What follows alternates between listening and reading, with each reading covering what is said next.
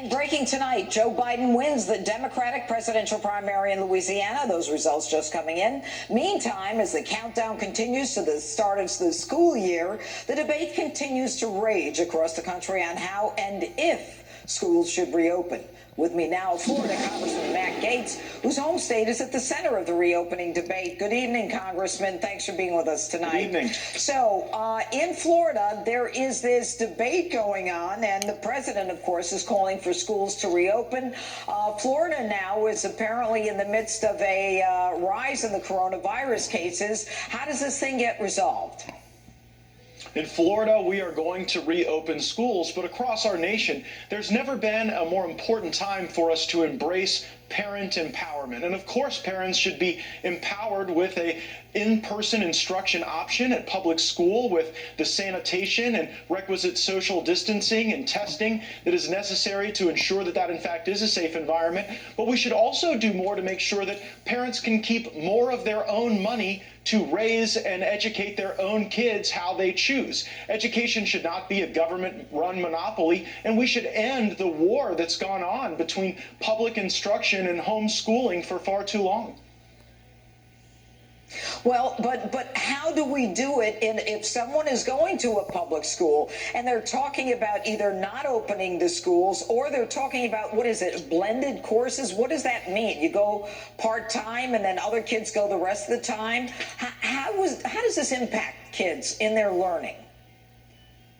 We've seen a real impact to learning and learning gains as a consequence of coronavirus. Digital learning is not an end-all be-all, and when you don't have in-person instruction for some students, there really is an impact. So we've seen innovations like block scheduling, for example, used before, but in Florida, we're going to use sentinel testing and surveillance testing to make sure that we catch outbreaks sooner, and then we're going to improve the physical plant of schools so that we have more hand-washing stations and sanitation stations, because ultimately, we've got to protect not only the students, but we've got to protect the teachers and instructors as well. But the answer isn't just to wave the white flag of surrender. Instead, we should innovate. We should ensure that we've got more access to charter schools and private schools and even homeschooling. That'll take some of the pressure off of public schools and allow us to achieve our learning objectives.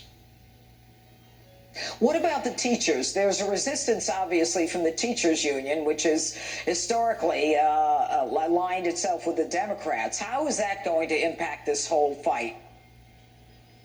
There may be some teachers that need the opportunity to retire early. Of course, we don't want people to make choices that they feel are unsafe. But I think with the right amount of testing on the front end, with the right amount of, I think, sanitation and social distance where applicable, we can keep teachers safe and we can ensure that students are not vectors for the disease. One thing we've learned during coronavirus is that young people who do not fear the disease are not going to comply with lockdowns and shelter-in-place orders. And so if they're going to be out and about, let's make sure they're learning and getting something as a value as a consequence.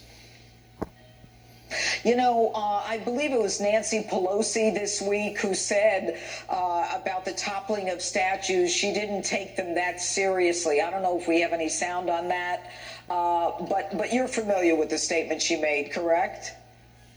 They're tearing down Lincoln, Winston Churchill, and Frederick Douglass. So this isn't about slavery or fascism or even race. There is an attempted cultural genocide going on in America right now, and it calls for patriots to stand up and say, this is a great country. It is worthy of our pride and our defense.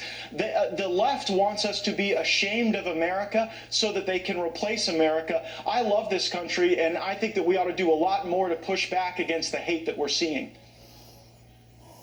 Well, what can we do to push back? I mean, you know, you just saw in the what's posted there that there are statues that are toppled, there are statues that are spray painted red. I mean, it's like this thing happens in the middle of the night, and there's absolutely no discussion. These looters, these anarchists come out, and I believe that's a church right there. They just come out and decide they're going to destroy something. Where do they get the right? They don't have the right, obviously, but how do we stop this? I am proud that President Trump has substantially increased enforcement and prosecutions. There are more than a half a dozen Antifa members from up in Portland that are going to be facing a federal judge, and I think prison time as a consequence of organizing these things. But the great irony, Judge Janine, is that the organizers of Black Lives Matter who pledge allegiance to the destruction of America have a lot more in common with the Confederate generals that they hate than they would like to admit, because it was in fact the Confederacy that initially wanted to kick out federal officials who wanted to destroy America and change it to something different. I think America was worth defending in the 1860s, and she's certainly worth defending today. All right. Congressman Matt Gaetz, always good to have you on, Justice. Thanks so much. Thank you. And up next, the president accusing Joe Biden of plagiarizing his economic